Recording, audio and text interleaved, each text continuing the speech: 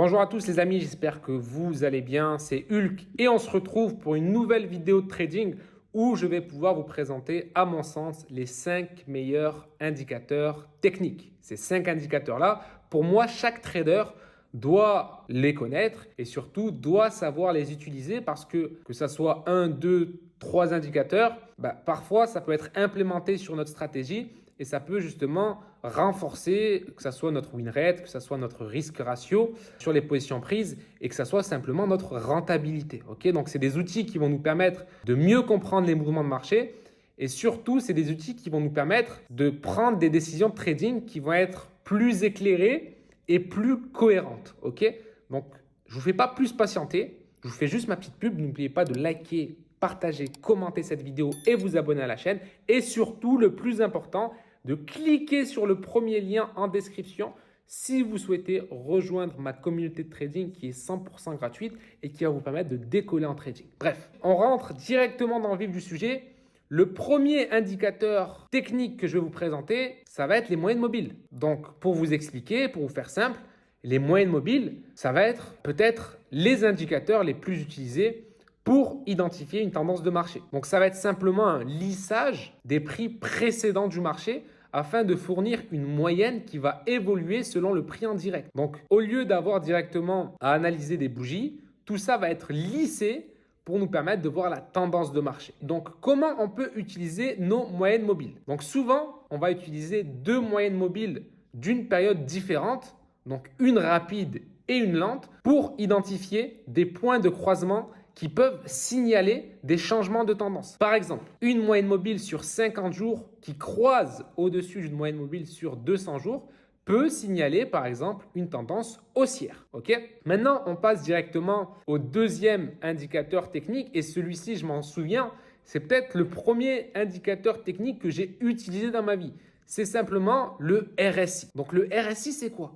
C'est simplement un indicateur de momentum. Donc, ça va mesurer la vitesse et le changement des mouvements de prix pour identifier si un actif est en condition de surachat ou de survente. Donc, par rapport à l'utilisation des valeurs du RSI, ça va être très simple. Le RSI, il va varier entre 0 et 100. Et de manière globale, on considère un actif comme suracheté lorsqu'on va avoir un RSI au-dessus des 70. Et on va considérer un actif survendu lorsqu'on aura un RSI en dessous de 30. Ces informations-là, elles peuvent aider un trader à anticiper un retournement de tendance potentielle. Et par exemple, on peut chercher des achats lorsqu'on va être en dessous de 30 et des ventes lorsqu'on est au contraire au-dessus de 70. Et ça, c'est de la théorie. Moi, personnellement, en tant que trader expérimenté, ce que je vous recommande, c'est de ne pas essayer d'acheter si c'est en dessous de 30.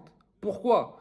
Parce que vendre un marché qui est survendu, ça reviendrait à essayer de rattraper un couteau pendant sa chute. Est-ce qu'aujourd'hui, lorsque vous cuisinez et lorsque vous voyez votre couteau tomber de votre plan de travail, est-ce que vous essayez de le rattraper lorsqu'il tombe? Non, on attend qu'il soit au sol et on le ramasse. C'est exactement ce qu'on fait en trading. On ne va pas essayer de rattraper quelque chose qui se casse la gueule et qui est sur, par exemple, lorsqu'on est sur une vente, qui est survendu. Non, on va attendre tranquillement et par la suite, potentiellement, aller chercher des achats ou des ventes si jamais le RSI revient entre les 70 et les 30. Pour vous dire, par exemple, le RSI, ce que j'aime bien faire, c'est chercher des ventes si mon RSI est entre 50 et 30 et au contraire, chercher des achats si mon RSI est entre 50 et 70. Pourquoi? Simplement pour être dans le sens de la tendance et respecter cette logique du marché qui veut que notre meilleur ami soit la tendance, tout simplement. Maintenant, on passe au troisième indicateur technique. Ça va être le MACD. Donc le MACD, pour faire simple, ça va être un indicateur qui va suivre les tendances et qui va montrer la relation entre deux moyennes mobiles d'un prix. Donc notre MACD, comment il se compose? Il se compose simplement de deux lignes.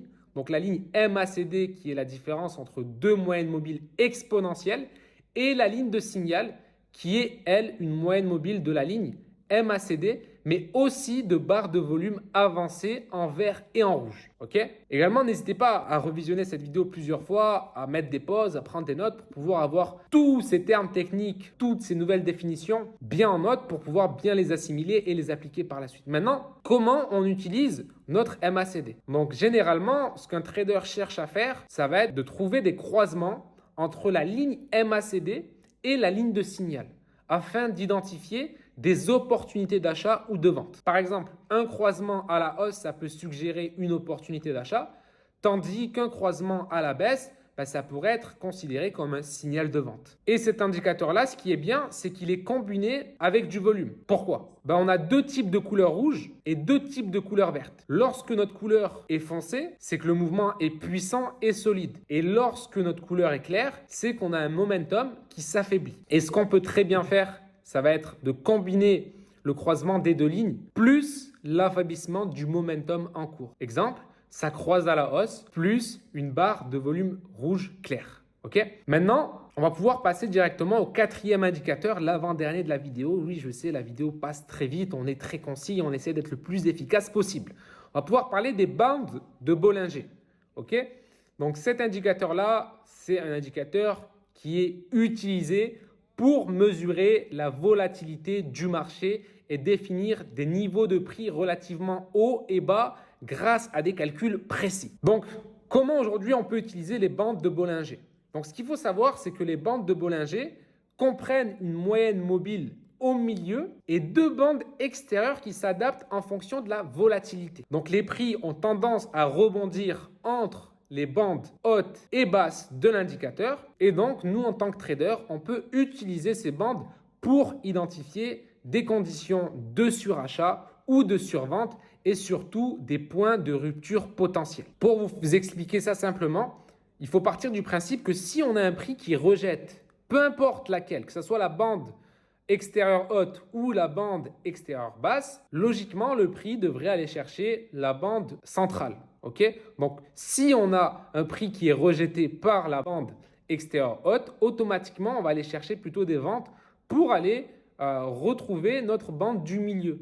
Et inversement, si on a un prix qui rejette la bande extérieure basse, on va avoir plutôt des achats à prioriser pour aller récupérer cette bande centrale. Et maintenant, on va pouvoir passer directement au dernier indicateur, l'indicateur stochastique. Donc cet indicateur-là, il nous sert à comparer le prix de clôture d'un actif à sa gamme de prix sur une certaine période. Donc comme le RSI, cet indicateur technique est utilisé pour identifier des conditions de surachat et de survente. Pour faire simple, aujourd'hui, le stochastique, comment on peut l'utiliser? Si simplement on a un croisement à la hausse en dessous des 20, on va chercher des achats. Et à contrario, si on a un croisement à la baisse au-dessus des 80, on va pouvoir directement aller chercher des ventes. C'est comme ça qu'on peut utiliser notre indicateur technique stochastique. Ok?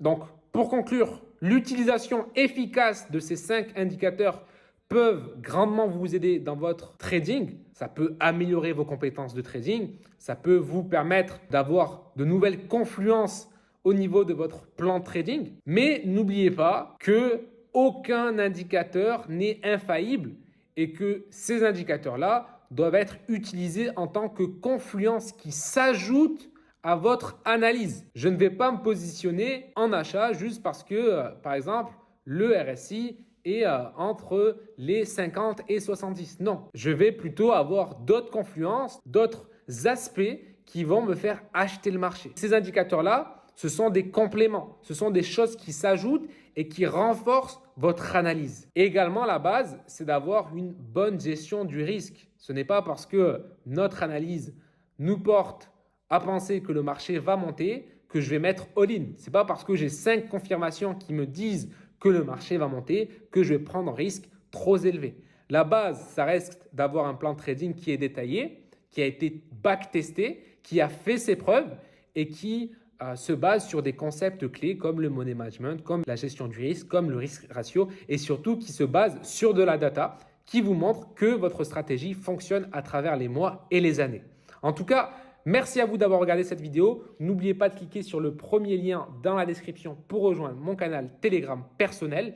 Et directement, n'oubliez pas de liker, partager, commenter cette vidéo si ce n'est pas déjà fait. Merci à vous, on se retrouve très prochainement pour une vidéo. Ciao!